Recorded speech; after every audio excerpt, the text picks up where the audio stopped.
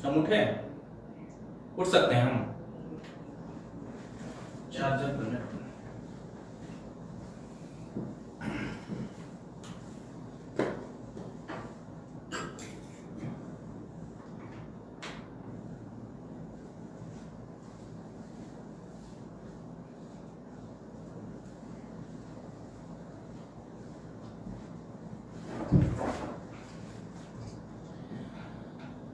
नमस्कार, बहुत स्वागत है आपका DSG न्यूज में। आप हमारे साथ बने हैं और इस वक्त आपके साथ मैं हूं देवाशीष कुमार। लाइव सेशन में बहुत स्वागत है आपका।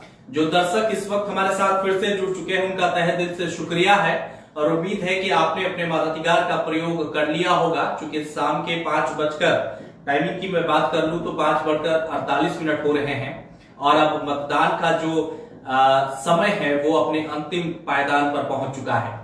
सुबह से ही लगातार महा कवरेज, महा स्पेशल रिपोर्ट सिर्फ और सिर्फ आप DSG न्यूज पर दिखा रहे हैं।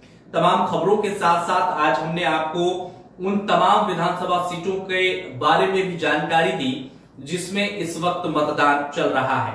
हालांकि कुछ छुटपुट घटनाएं भी हुई जिसके जिक्र भी हमने आपके साथ किया और अब हम अंतिम चरण की ओर बढ़ रहे हैं और लाइव सेशन के जरिए हम ये जानने की कोशिश करेंगे कि अब तक जो परसेंटेज है वो आखिर कितना हुआ है और क्या कुछ ताजा आंकड़े हैं, इसकी भी जानकारी हमारे तमाम रिपोर्टर जो इस वक्त भी लाइव हमारे साथ बने हैं उनसे भी जानकारी लेंगे।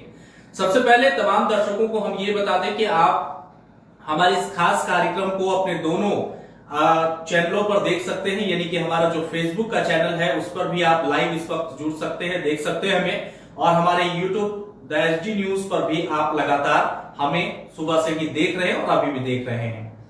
तो चलिए अब हम आपको जानकारी के साथ ये बता दें कि मतदान जो है वो अब अपने अंतिम चरण पर है और इस वक्त तमाम अपडेट के साथ, यानी अंतिम अपडेट के साथ हमारे संवाददाता जो है वो जुड़ चुके हैं। शिवम झा इस वक्त हमारे साथ हैं जो लगातार बाहर से भी ग्राउंड रिपोर्ट के जरिए हमें ताजा जानकारी दे रहे थे और अब अंतिम चरण में क्या कुछ परसेंटेज है पूरे बिहार में मतदान का, इसकी जानकारी देंगे और क्या कुछ ताजा और अपडेट है और खास उनके विधानसभा क्षेत्र यानी कि जहां वो कवरेज करने के लिए गए थे उसकी ताजा स्थिति क्या कुछ है उसकी भी जानकारी शिवम से हम लेंगे। शिवम, आपको मेरी आवाज आ रही है? जी शिवम, हम आपसे ये जानना चाहेंगे कि परसेंटेज के लिहाज से अभी तक कितने परसेंटेज वोट जो है वो हो चुके हैं, आप हमें ये बता दीजिए और क्या कुछ ताजा जानकारी अभी तक शाम के वक्त तक आपके पास अभी है, तक हम जो आपसे है जानना चाहेंगे। अगर हम अपने विधानसभा की बात करें जहां जहां हम हो आए हैं वहां से खबर जो निकल कर आ रही है वो मनेर में जो है 56% लगभग वोटिंग हुई है। उसके साथ साथ दानापुर की बात करें 48% की वोटिंग हुई है और भी हैं जो अगर फुलवारी शरीफ की बात भी कर लें तो फुलवारी शरीफ में 56% की हुई है और 61% की वोटिंग जो है वो मनेर में हुई है। माफ़ी चाहता हूँ, मैंने एक आंकड़ा आपके पास गलत पेश किया था उसके लिए। तो ये वोटिंग का आंकड़ा है और इसके साथ ही 46.57% जो है बिहार राज्य की वोटिंग है। जो अभी टोटल वोटिंग की परसेंटेज जो निकाली गई है वो 51% लगभग वोटिंग निकाली गई है। ये जो कुल मिलाकर आंकड़ा है, आज 17 जिलों में जो है 94 विधानसभा सीटों पर चुनाव हो रहे हैं और ये कुछ आंकड़े जो हैं वो निकलकर सामने आ रहे हैं। बिल्कुल जी शिवम, आप जिन जिन क्षेत्रों पर गए थे उन पर आपको क्या लग रहा है कि लोग जो आपने सवाल भी किए कई ऐसे लोगों से, वोटरों से, तो आपके मन में क्या कुछ चल रहा है या फिर यूं कहें कि क्या एक सर्वे बाहर निकल करके आया कि लोग इस बार अपने मत का प्रयोग किस आधार पर कर रहे हैं? चूंकि हम पहले फुलवारी शरीफ की बात करते हैं जो रिजर्व सीट है और रिजर्व सीट को लेकर जो है सबके मन में सवाल उठते हैं। वहां पर 56% की लगभग वोटिंग अभी हुई है और अभी कुछ समय बचे हुए हैं।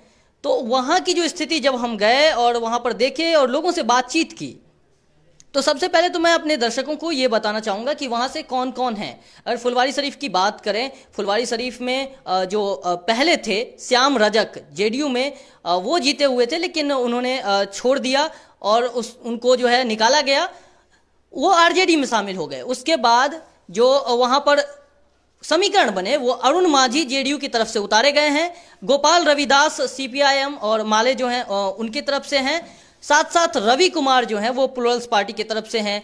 सत्येंद्र पासवान को भी उतारा गया है जाप की तरफ से। एनसीपी की तरफ से सुरेंद्र पासवान को उतारा गया है। तो ये वहां पर लोग खड़े हैं जो एक दूसरे के प्रतिद्वंदी हैं, जो चुनाव एक दूसरे के विपक्ष में लड़ रहे हैं। अब यहाँ पर देखना ये होता है, चूंकि हम ग्राउंड में गए थे तो लोगों का मन जो है अभी भी बिहार में जातिगत समीकरण काफी काम कर रहा है।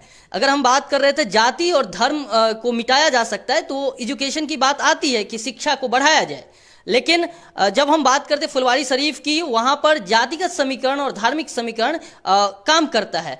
वहां की अगर वोटिंग परसेंटेज को देखें कितने वोटर्स हैं, तो वहां पे लगभग 52 से 53% वोटर्स जो हैं वो पुरुष हैं, और उसके साथ साथ जो महिला है वो 46 से 47% लगभग वोटर्स हैं महिला। और ट्रांसजेंडर की बात करें तो ट्रांसजेंडर 11 हैं, 0.003% लगभग।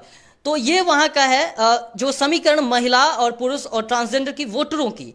अभी हम अगर जनता के मत की बात करें, जनता जो बोल रही है, जनता का कहना है कि हम विकास पर वोट दे रहे हैं और विकास जिसने भी किया है उनको हम वोट देंगे। हमने जब मुद्दे पूछे उनसे कि विकास के क्या मुद्दे हैं, तो उनका कहना है कि पढ़ाई को लेकर जो है सबसे मेन मुद्दा तो रोजगार था, कि रोजगार नहीं मिल रहा, किसी की एज खत्म हो जा रही है पढ़ाई लिखाई करने के बाद भी, है ना। तो ये मुद्दा जो है रोजगार का उठता रहा है। तो ये मेन मुद्दे थे वहां के। जी, तो शिवम आप बने रहिए हमारे साथ। हमारे जो भी दर्शक जुड़े हैं इस वक्त, हम आपको एक वोटिंग का ट्रेंड बता दें, यानी कि अब तक कितने बजे कितने प्रतिशत मतदान हुए हैं उसकी जानकारी मैं आपको दे देता हूं। शुरुआत करते हैं 9 बजे से। तो 9 बजे का जो मतदान का प्रतिशत रहा था वो 8.05 रहा था। उसके बाद 11 बजे रिपोर्ट आई।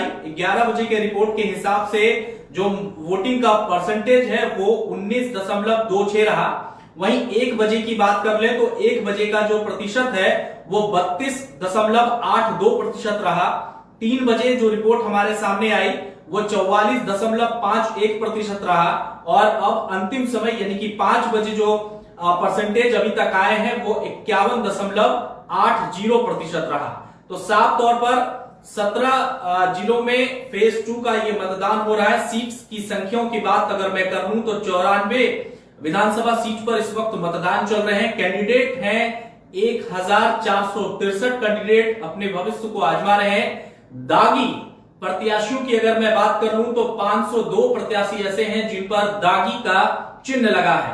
करोड़पति प्रत्याशियों की हम बात करें तो 495 करोड़पति प्रत्याशी इस वक्त मैदान में है। दूसरे फेज में वोटर 2,85,00,000 वोटर हैं। पुरुष वोटरों की संख्या की मैं आपको जानकारी दे दूं तो 1.5 करोड़ के ऊपर पुरुष वोटर हैं। वहीं महिला वोटर जो है वो 1.5 करोड़ के ऊपर है। इस वक्त शिवम हमारे साथ बने हैं। शिवम, दागियों को लेकर के भी इस बार के चुनाव में बहुत बड़ा सवाल उठा था। जिस तरह से जेडीयू की तरफ से महागठबंधन ने मंजू वर्मा पर सवाल उठाए थे, तो वहीं महागठबंधन के रितलाल यादव या अनंत सिंह को लेकर के जो एनडीए समर्थक पार्टी है उन्होंने बहुत हल्ला मचाया था। इन दोनों की अगर मैं बात करूं तो चूंकि आप दानापुर की भी रिपोर्ट कर आए हैं, मुझे यह जानकारी दे दीजिए एक सर्वे के आधार पर कि क्या लगता है दानापुर से रितलाल का क्या कुछ असर देखने को आपको मिला, या फिर मोकामा से अनंत सिंह का क्या कुछ? दानापुर से रीतलाल यादव की बात करें, रीतलाल यादव भी एक केस में जेल जा चुके हैं, वो छूटे हैं कुछ दिन पहले ही।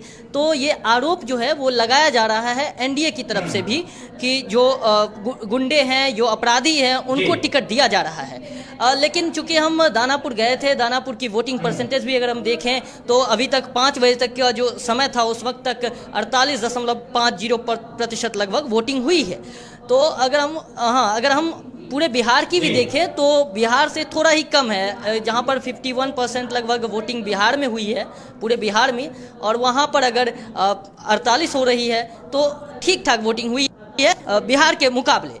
लेकिन बात आ रही है कि जब आपराधिक मामले मंजू वर्मा को लेकर भी सवाल उठाए जा रहे थे, लेकिन सवाल ये है, और जो विपक्ष पक्ष का हमला था उसमें ये रखा जा रहा था कि आप उनसे सवाल क्यों नहीं करते, मतलब जब भी किसी पक्ष से सवाल पूछा जाए तो आप ये उनसे सवाल क्यों नहीं करते। फिलहाल जब हम ग्राउंड में गए थे दानापुर में, तो दानापुर में जो रीतलाल यादव को लेकर जो चर्चाएं थी वो थोड़ी कम थी। इसलिए कम थी कि वहाँ के लोग जो हैं वो परेशान थे। उनका कहना था कि लूट, अपहरण, हत्याएं जो हैं वो आए दिन होता रहता है और यहाँ पर लोग सुरक्षित नहीं थे पहले। और आपको ये भी बता दूं कि रीतलाल यादव पहले भी एक बार चुनाव लड़ चुके हैं वहाँ से इंडिपेंडेंट 2010 में वो ही आशा देवी जो अभी मौजूदा बीजेपी की विधायिका हैं वहाँ से, तो आशा देवी के साथ ही रीतलाल यादव चुनाव लड़े थे। बात अगर करें अनंत सिंह की, अनंत सिंह जो हैं वहाँ पर भी अगर मोकामा में उनका वर्चस्व दिखता है, क्योंकि अनंत सिंह बाहुबली के साथ साथ जो हैं वो शायद सेवा के भाव में ही भी रहते हैं शायद। क्योंकि शायद मैं इसलिए बोल रहा हूँ क्योंकि मैंने जो मोकामा में अनुभव किया है कि या तो डर से, या तो अनंत सिंह के डर से, और नहीं तो सेवा भाव से। अब ये बताना कोई लोग बताना चाहता नहीं है वहाँ का, जिससे भी पूछे तो सभी यही बताते हैं कि विकास के मुद्दे पर, लेकिन असल में ऐसा होता नहीं है। कहीं डर भी होता है, कहीं पैसे भी काम करते हैं, क्योंकि पैसे बहुत बड़ी भूमिका निभाते हैं। जब आप देखते हैं रैलियां इतनी बड़ी बड़ी की जा रही है हेलीकॉप्टर से, तो कहाँ से आते हैं ये सब पैसे? ये सब पैसे भी जो है मायने रखते हैं जी। तो सही में लगातार आप बने रहिए शिवम हमारे साथ। हम फिर से आपसे जुड़ने की कोशिश करेंगे। तो ताजा आंकड़ों की मैं बात कर लूं तो जो दर्शक इस वक्त जुड़े हैं तो आपको हम बता दें कि 5 बजे तक का जो ताजा आंकड़ा है यानी प्रतिशत जो है वो आ चुका है हमारे पास 51.80% मतदान जो है अभी तक बिहार में, और जहां जहां मतदान चल रहा है वहां पर हो चुका है। हम और भी जगहों पर रुक करेंगे, वहां भी आपको वहां के ग्राउंड रिपोर्ट से मिलवाएंगे, लेकिन हम आपको फिर से एक बार ताजा अपडेट दे दें कि अगर आप हमारे साथ जुड़ चुके हैं तो आप हमें दोनों स्ट्रीम यानी कि हमारे फेसबुक और हमारे यूट्यूब चैनल पर भी इस वक्त लाइव देख सकते हैं।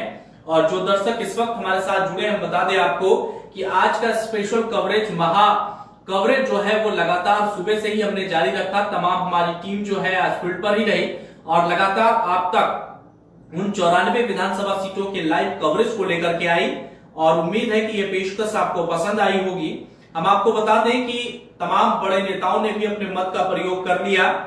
उप मुख्यमंत्री सुशील कुमार मोदी ने जिस तरह से अपने मत का प्रयोग करते हुए उन्होंने कहा कि लोग घर से निकले और मताधिकार का इस्तेमाल करें। उन्होंने कहा है कि सोशल डिस्टेंसिंग का पालन जरूर करें। वहीं कुछ ऐसी छुटपुट घटनाएं भी हुई, उसकी जानकारी भी मैं तब तक आपको दे दूं जब तक हम अपने अगले संवाददाता से नहीं जुड़ते हैं। समस्तीपुर की बात कर लूं तो समस्तीपुर की उजियारपुर विधानसभा के लोकनाथपुरगंज के बूथ नंबर 245 ए की ईवीएम जो है वो शुरू से ही खराब निकली, जिसके बाद लोगों ने वहां हंगामा कर दिया और सेक्टर मजिस्ट्रेट को इसकी जानकारी दे दी गई थी। वहीं दरभंगा शहरी के बूथ नंबर 89, गोपालगंज के बूथ नंबर 121 और 136 मुजफ्फरपुर के उर्दू मध्य विद्यालय बेगूसराय के बछवाड़ा में भी ईवीएम खराब होने के कारण जो वोटिंग होने की टाइम है उसमें भी थोड़ी सी देरी हुई थी। वहीं महागठबंधन के मुख्यमंत्री पद के उम्मीदवार तेजस्वी यादव, उनके बड़े भाई तेज प्रताप यादव और मां राबड़ी देवी ने पटना के बूथ नंबर 160 में अपना वोट जो है वो डाला है। तो लगातार ये स्पेशल कवरेज हम आप तक पहुंचा रहे हैं, दिखा रहे हैं, और हम आपको ये भी बता दें कि लगातार आप हमारे साथ बने रहिए। हम फिर से जुड़ने की कोशिश करते हैं और जो भी ताजा अपडेट हमारे सामने आ रहे हैं हम उन तक आप तक जरूर पहुंचाने की कोशिश करेंगे। शिवम, जिस तरह से अगर मैं बात कर लूं वोट परसेंटेज की, तो 2015 के मुताबिक कहीं ना कहीं वोट परसेंटेज जो है वो उसकी रफ्तार, अगर मैं शहरी क्षेत्र की बात करूं शिवम, जो कि पटना है या फिर बांकीपुर या फिर इसके आसपास के क्षेत्र कुमरा, यहां पर परसेंटेज आखिर कम क्यों हुआ है? आपको ऐसा क्यों लगता है कि यहां पर परसेंटेज जो है वो कम जा रहा है?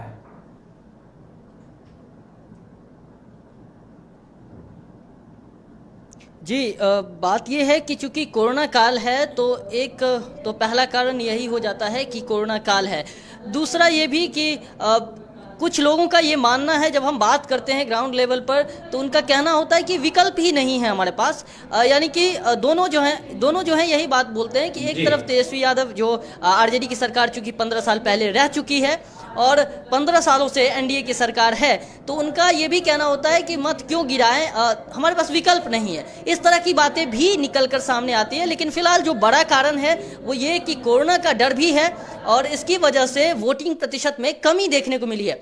अगर शहरी क्षेत्र की बात कर दें तो शहरी क्षेत्र में चूंकि लोग बिजी भी होते हैं, अपने अपने काम को भी महत्व देते हैं, और दूसरी बात यह कि इस चुनाव को कोई जो है लोकतंत्र का महापर्व ज्यादा लोग मानते नहीं है। जो लोग ज्यादा पढ़े लिखे हैं वो अपने काम में बिजी होते हैं। और गांव के एरिया की अगर बात करें, चूंकि आपने शहरी क्षेत्र की बात पूछी है, तो शहरी क्षेत्र में कम हुई है वोटिंग। अगर हम पिछले 2015 की तुलना करें, वहां 2015 की स्थिति ये बनी हुई थी कि 58% की वोटिंग जो है वो देखने को मिली थी। जो कुछ विधानसभा क्षेत्र हैं, अगर हम मनेर की बात करें, वहां पर भी 50 से 60% की वोटिंग थी। लेकिन इस बार जो है बिहार की वोटिंग प्रतिशत में कमी देखने को मिल रही है, लगातार 50 से नीचे। अभी आपको जो अपडेट आया है उसके अनुसार 51.50 या 80% लगभग रेटिंग है।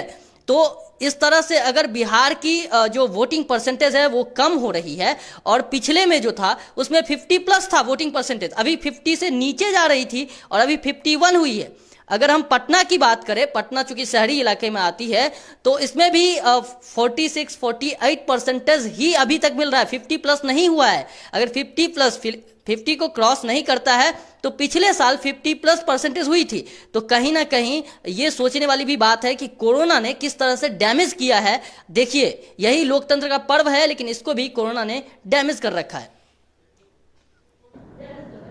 बिल्कुल शिवम, आपने सही बातें कही, लेकिन फिर भी हम उन तमाम लोगों को सैल्यूट करना चाहते हैं। उन तमाम लोगों को हम अपने पूरे टीम की तरफ से धन्यवाद देना चाहते हैं जिन्होंने घर से निकलकर इस कोरोना के काल में भी अपने मताधिकार का प्रयोग किया है। द एसडी न्यूज के तरफ से आप तमाम टीमों को हम सैल्यूट करना चाहते हैं। और तस्वीरें भी हमने ऐसी ऐसी दिखाई आपको कि किन्हीं का उम्र 100 साल है, कोई 100 के पार भी है, कोई चल नहीं सकता है, लेकिन फिर भी उन्होंने अपने मत का प्रयोग किया।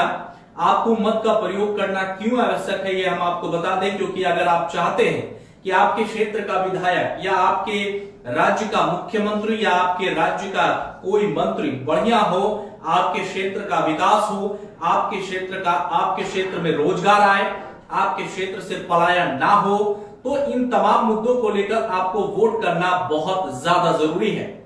आप अपने मताधिकार का प्रयोग जरूर करें और वोट जरूर दें। इसके ठीक बाद हम रुक करेंगे एएन कॉलेज पर, जहां हमारे संवाददाता संजय कुमार हमारे साथ इस वक्त जुड़ेंगे और उनसे जानने की कोशिश करेंगे कि आखिर वहां की क्या कुछ ताजा स्थिति है, वो तस्वीरों के माध्यम से हमें दिखाएंगे। और हम इस वक्त जुड़ रहे हैं, और जब तक नहीं जुड़ते हैं तब तक फिर से एक बार मैं आपको बता दूं, 51.08% अब तक मतदान प्रतिशत जो है वो हो चुके हैं बिहार में। और अगर हम आंकड़ों की बात करें तो उसमें भी सुधार होता दिख रहा है। हालांकि पटना और आसपास के क्षेत्रों की मैं अगर बात कर लूं तो वहां पर परसेंटेज कम है, क्योंकि इसका एक प्रमुख कारण ये भी हो सकता है कि पटना के जो भी स्थानीय लोग हैं या फिर यूं कहें कि जो बांकीपुर में है या दीघा में है या फिर कुम्हरार में है या पटना साहिब में है, इन तमाम जगहों के लोग भी हैं अभी भी बाहर रहते हैं, यानी कि पटना छोड़कर वो नौकरी करने के लिए बाहर चले गए हैं, जिसके कारण से लोगों की संख्या जो है वो बिहार में धीरे धीरे कम हो रही है। हालांकि प्रबल दावेदारी है। हम आपको बता दें एक बार पैमाने की स्थिति से कि आखिर बिहार के उन तमाम सीटों पर जहां जहां आज चुनाव हुए हैं, पटना साहिब की स्थिति के बारे में मैं आपको बता दूं कि यहाँ पर नंद किशोर यादव और प्रवीण कुशवाहा जो कि कांग्रेस से हैं और नंद किशोर यादव भाजपा से हैं, उनके बीच सीधा मुकाबला देखा जा सकता है। प्रमंडल पटना में आता है, जिला पटना हो गया। मौजूदा विधायक इस वक्त नंद किशोर यादव है, भारतीय जनता पार्टी से, बिहार सरकार में मंत्री भी है। कुल वोटर पटना साहिब में 3,51,000 हैं। महिला वोटरों की अगर मैं बात कर लूं तो 1,67,000 हैं, जो कि 47.5% है। वहीं पुरुष वोटर की बात कर ले तो 1.8 माफ कीजिएगा 1,84,00,000 वोटर हैं, जिसका प्रतिशत जो है वो 52.4% है। ट्रांसजेंडर वोटर की बात कर ले तो यहाँ 17 है। सीट के इतिहास से 2008 में परिसीमन बनने के बाद यह सीट जो है वो अस्तित्व में आई थी और उससे पहले तक यह सीट ज्यादातर हिस्सा पटना पूर्वी में आता था। मौजूदा विधायक नंदकिशोर यादव हैं और सीधी लड़ाई प्रवीण कुशवाहा कांग्रेस से है। तो साफ तौर पर यह पटना सिटी की स्थिति हमने आपको बताई। रुक कर लेते हैं बांकीपुर पटना की। बांकीपुर पटना से इस वक्त भाजपा के नितिन नवीन दावेदारी पेश कर रहे हैं, विधायक भी हैं, मौजूदा लव सिन्हा हैं। जी हाँ, लव सिन्हा के बारे में आपको जानकारी दे दूं, चूंकि शुरू से देता आ रहा हूं। लव सिन्हा कांग्रेस से हैं और इस वक्त नया चेहरा मुख्यमंत्री पद के दावेदार प्लुरल्स पार्टी से पुष्पम प्रिया चौधरी है, तो वो भी अपना किस्मत को आजमा रही है। बहुत हॉट सीट माना जाता है बांकीपुर, निर्णायक भूमिका में होता है बांकीपुर। मौजूदा विधायक नितिन नवीन है भारतीय जनता पार्टी से। कुल वोटर 3,80,000 हैं। पुरुष वोटरों की बात कर लूं तो 2.03, अगर एक तरह से लिहाजा हम कह दें तो वो है महिला वोटर 1,77,000 है, पुरुष वोटर 2,03,000 है। ट्रांसजेंडर वोटर जो है वो 27 है। अगर सीट के इतिहास के बारे में मैं आपको जानकारी दे दूं तो 2008 में परिसीमन बनने के बाद यह सीट जो है अस्तित्व में आया था और 2015 में यहां से भाजपा के नितिन नवीन जो है वो लगातार दूसरी बार जीते हैं। उन्होंने कांग्रेस के कुमार आशीष को 39,767 वोटों से हराया था। तो ये हम आपको बांकीपुर पटना जो है उसकी स्थिति के बारे में जानकारी दे रहे हैं। तो साफ तौर पर हम आपको बता दें कि उन तमाम सीटों की जानकारी हम आपको दे रहे हैं जहां जहां से जो है वो चुनाव वोट जो है, माफ कीजिएगा, वो डाले जा रहे हैं। तो लगातार हमारे साथ शिवम बने हुए हैं लाइव के जरिए, हम उनसे भी जानने की कोशिश करें। शिवम, आपको मेरी आवाज आ रही है? शिवम, लव सिन्हा के बारे में कहा जा रहा है लोगों से, जिस तरह से ग्राउंड रिपोर्ट है, शत्रुघ्न सिन्हा के बेटे हैं। और बांकीपुर सीट के बारे में हम अगर बात कर ले तो बांकीपुर से जिस तरह से नितिन नवीन है, पुष्पम प्रिया चौधरी है और लव सिन्हा है, आपको क्या समीकरण पता चलता है? क्या लगता है बांकीपुर सीट से?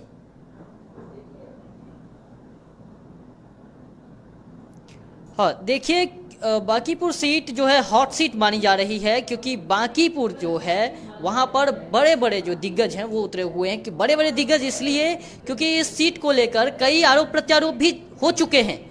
आपको पता होगा कि सुषमा साहू जो हैं वो भी यहाँ से, उन्होंने भी अपना इलेक्शन लड़ने के लिए इंडिपेंडेंट खड़ी हुई थी, लेकिन उनका नामांकन रद्द हो गया था।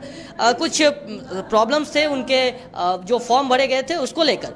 तब से आरोप प्रत्यारोप की राजनीति तो हो ही रही थी इस सीट को लेकर।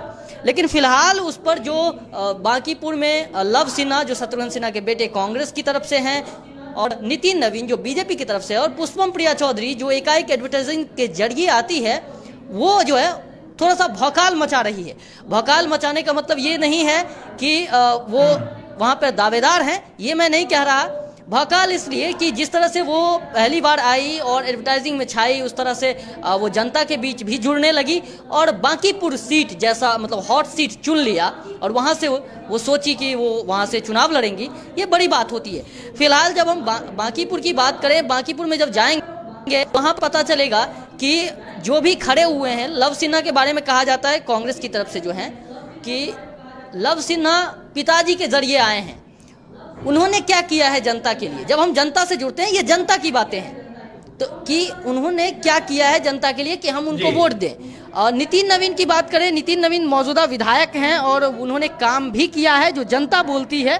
और भी हम अगर बात करें बांकीपुर की, तो बांकीपुर में काफ़ी ये बना हुआ है कि वोट में असमंजस में एक तरफ शत्रुघ्न सिन्हा का जो चेहरा है वो दिखता है कि शत्रुघ्न सिन्हा के बेटे हैं लव सिन्हा, दूसरी तरफ दिखता है कि नितिन नवीन जो विधायक रह चुके हैं और चूंकि वहां पर बीजेपी के तरफ से नितिन नवीन है और नितिन नवीन में ऐसी जो क्वालिटीज हैं वहाँ के लोग बताते हैं कि नितिन नवीन अच्छा काम किए हैं। तो निश्चित तौर पर अगर हम जनता की माने, जो हम लोगों ने सुनी है और बातें की है, उसके अनुसार नितिन नवीन जो है वहाँ से लीड करेंगे। इसलिए मैं ये बात बोल रहा हूँ क्योंकि जनता से जब हम जुड़ते हैं तो उनके मन में बहुत सारे ख्याल आते हैं। और पुष्पम शुक्रिया जानकारी देने के लिए। तो साफ तौर पर हमारे संवाददाता शिवम बता रहे थे कि बांकीपुर विधानसभा सीट का क्या कुछ हाल है। हालांकि इसका अंतिम जो समीकरण है वो 10 तारीख को पता चलेगा, लेकिन एक सटीक जानकारी जो हमारे रिपोर्टर ने निकाला है उसके आधार पर हम आपको जानकारी दे रहे हैं कि कांटे की टक्कर जो है वो बांकीपुर विधानसभा में भी लग रही है। हम इसके बाद फिर से जुड़ेंगे, एएन कॉलेज की भी तस्वीर हम आपके सामने लेकर के आएंगे कि जिस तरह से पटना के एएन कॉलेज में किस तरह से सुरक्षा के इंतजाम किए गए हैं और क्या कुछ और व्यवस्थाएं हैं। हमारे साथ हमारे संवाददाता जुड़ेंगे। अभी के लिए बस इतना ही। खबरों के लिए आप बने रहिए द एसडी न्यूज। नमस्कार।